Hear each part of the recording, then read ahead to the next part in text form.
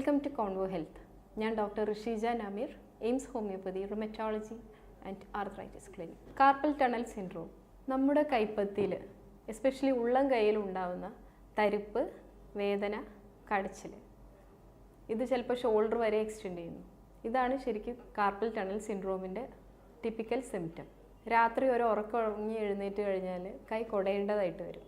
ഇങ്ങനെ അനുഭവപ്പെടുന്നുണ്ടെങ്കിൽ നമ്മളത് carpal tunnel syndrome ആണെന്ന് സംശയിക്കാം. നമ്മുടെ സമൂഹത്തിൽ ഒരു 10-15% ആളുകൾ ഈ ഒരു ബുദ്ധിമുട്ട് അനുഭവിക്കുന്നുണ്ട്. ആക്റ്റീവായിട്ടുള്ള ഏജിൽ, അഥവാ ഒരു 30 മുതൽ 50 വയസ്സ് വരെയുള്ള ആക്റ്റീവ് ഏജിലാണ് ഇത് കൂടുതൽ കാണുന്നത്. റിസ്റ്റ് ജോയിൻറ്റിൻ്റെ അമിത ഉപയോഗം കൊണ്ടാണ് വരുന്നത്.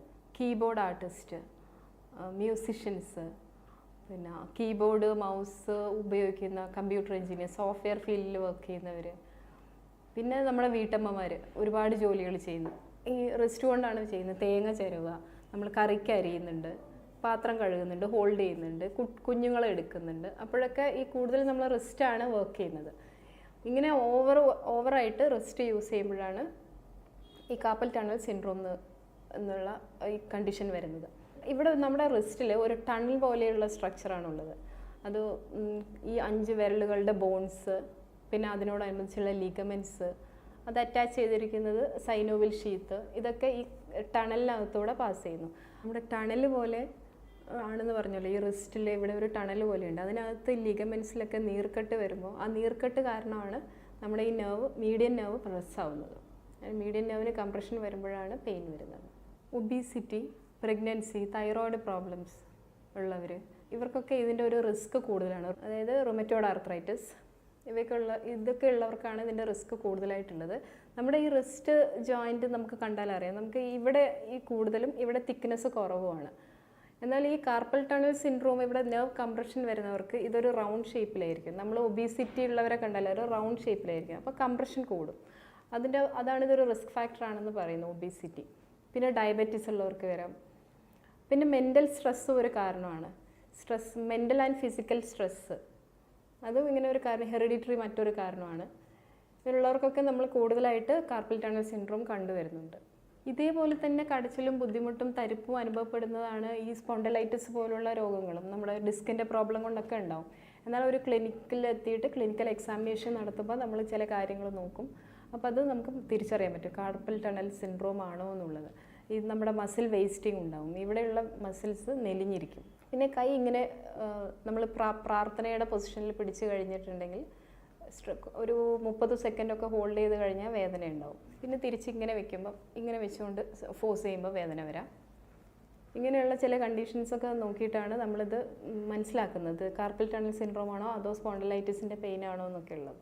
ഈ വേദനയും കടച്ചിലും അനുഭവപ്പെടുന്നത് പോലെ തന്നെ പിന്നെ കുറച്ച് കഴിഞ്ഞ് സിവിയറായിട്ട് നമുക്ക് പത്രം ഹോൾഡ് ചെയ്യുമ്പോൾ, അല്ലെങ്കിൽ ഒരു പാത്രം പിടിക്കുമ്പോൾ നമുക്കൊരു സെൻസേഷൻ ഇല്ലാത്ത പോലത്തെ, ഒരു സ്പർശനം അറിയാത്തൊരവസ്ഥ വരും. ഈ നെർവ്സ് ബ്ലോക്കായിട്ട് കിടക്കുകയാണ്. അപ്പോൾ ഈ നെർവ്സ് കൊണ്ട് ചെയ്യുന്ന, ഈ ഭാഗങ്ങൾ കൊണ്ട് ചെയ്യുന്നതൊക്കെ നമുക്ക് അറിയാൻ കുറച്ച് ബുദ്ധിമുട്ടായിരിക്കും. സ്പർശന ശേഷി കുറവായിരിക്കും. നമ്മളെ കയ്യിൽ നിന്ന് പാത്രം അറിയാതെ വീണ് പോകും, പാത്രം കഴുകിക്കൊണ്ടിരിക്കുമ്പോൾ സ്ലിപ്പായി വീഴുക, ഇങ്ങനെയൊക്കെയുള്ള സിംറ്റംസ് ശ്രദ്ധയിൽപ്പെട്ടാൽ അത് ഒന്ന് കൺഫേം ചെയ്യണം. വീട്ടിൽ വെച്ച് തന്നെ നമുക്കത് ചെറിയ ടെസ്റ്റുകൾ ചെയ്ത്, ഞാൻ പറഞ്ഞ പോലെ ഈ ഫോഴ്സ് ചെയ്തിട്ട് പെയിൻ ഉണ്ടോ എന്ന് നോക്കിയിട്ട് അത് നമുക്ക് മനസ്സിലാക്കി കഴിഞ്ഞാൽ നമ്മളത് ട്രീറ്റ്മെൻറ്റ് എടുക്കുന്നത്, എത്രയും പെട്ടെന്ന് ഒരു ട്രീറ്റ്മെൻറ്റ് എടുത്തു കഴിഞ്ഞാൽ അത് സിമ്പിളായിട്ട് നമുക്ക് സർജറിയിലേക്കും മറ്റും പോവാതെ, ഇനി ഇൻ കേസ് സർജറി ചെയ്യേണ്ടി വന്നാൽ അത് വീണ്ടും തിരിച്ചു വരുന്നതായിട്ട് കാണുന്നുണ്ട്. ഒരു ഇയറൊക്കെ കഴിയുമ്പോഴേക്കും വീണ്ടും പേഷ്യൻസ് വരും, സർജറി കഴിഞ്ഞതായിരുന്നു, വീണ്ടും അതേ സിംറ്റംസ് തന്നെ, തരിപ്പ് തന്നെ അനുഭവപ്പെടുന്നു എന്ന് പറഞ്ഞിട്ട്. അപ്പോൾ അത് നമ്മൾ സിമ്പിളായിട്ട് ഹോമിയോപ്പതി മെഡിസിൻ കൊണ്ട് വളരെ ഫലപ്രദമായിട്ട് ചികിത്സിച്ച് മാറ്റാവുന്ന ഒരു അസുഖമാണ്, ഒരു കണ്ടീഷനാണിത്. പിന്നെ ഇത് നമ്മൾ കുറച്ച് എക്സസൈസ് വീട്ടിൽ ചെയ്യുക. ഈ സ്ട്രെച്ചിങ്, റിസ്റ്റ് സ്ട്രെച്ച് ചെയ്യുന്നത്, ഈ ക്രിക്കറ്റ് കളിക്കുക, ഡ്രൈവ് ചെയ്യുക, അങ്ങനെയുള്ള കൂടുതലായിട്ട് അങ്ങനെ ചെയ്യുന്നവർക്കൊക്കെ ഇത് കാണുന്നുണ്ട്.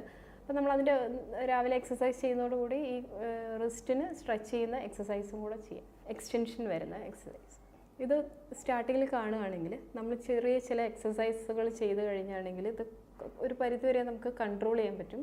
വെയിറ്റ് കുറയ്ക്കുക, തൈറോയ്ഡ് പ്രോബ്ലംസ് കൺട്രോൾ ചെയ്യുക, റുമറ്റോയ്ഡ് ആർത്രൈറ്റിസിൻ്റെ സിംറ്റംസ് ഉണ്ടെങ്കിൽ റുമറ്റോയ്ഡ് ആർത്രൈറ്റിസ് ആണോ എന്നുള്ളത് കൺഫേം ചെയ്ത് അത് ട്രീറ്റ് ചെയ്യുക.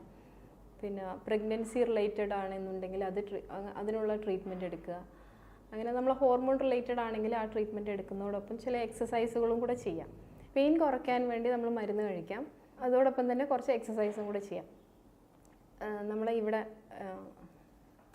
കൈ ഇവിടെ ഫോഴ്സ് ചെയ്തുകൊണ്ട് നമ്മൾ പ്രസ് ചെയ്തിട്ട് ഇവിടെ ഫോഴ്സ് കൊടുത്തിട്ട് മുമ്പോട്ട് ആഞ്ഞിട്ട് ഇവിടെ റിസ്റ്റ് ജോയിൻറ്റിന് ഫോഴ്സ് കൊടുക്കുന്ന രീതിയിൽ എക്സ്റ്റെൻഡ് ചെയ്യാം. പിന്നെ നമ്മുടെ ഈ വിരലുകൾ ഇങ്ങനെ ചെറിയ എക്സസൈസുകളൊക്കെ ചെയ്ത് കഴിഞ്ഞാൽ ഇതിന് കുറച്ച് ആശ്വാസം കിട്ടുന്നതാണ്.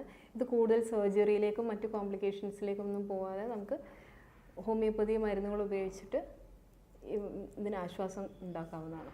ഈ കാർപ്പൽ ടണൽ സിൻഡ്രോമിൻ്റെ സിംറ്റംസ് കുറയ്ക്കാനായിട്ട്, വേദന എന്നുള്ള കുറച്ച് ബുദ്ധിമുട്ട് കുറയ്ക്കാനായിട്ട് നമുക്കിത് വീട്ടിൽ ചെറിയ ചില കാര്യങ്ങൾ ചെയ്യാം. നമ്മൾ ആദ്യം തണുത്ത വെള്ളത്തിൽ കൈ മുക്കി വെക്കുക, പിന്നീട് ഒരു ഇളം ചൂടുള്ള വെള്ളത്തിൽ ഉപ്പിട്ടിട്ട് പിന്നീട് ഇത് രണ്ടും മാറി മാറി ചെയ്തുകൊണ്ടിരുന്നാൽ കുറച്ച് ആശ്വാസം കിട്ടുന്നതാണ്. അതോടൊപ്പം തന്നെ നമ്മൾ ഏറ്റവും അടുത്തുള്ള ഒരു ഡോക്ടറെ കണ്ട് ട്രീറ്റ്മെൻറ്റ് എടുക്കുകയാണെങ്കിൽ ഇത് കോംപ്ലിക്കേഷൻസിലേക്കൊന്നും പോവാതെ നമുക്ക് കൺട്രോൾ ചെയ്യാൻ പറ്റും. അടുത്തൊരു വിഷയവുമായി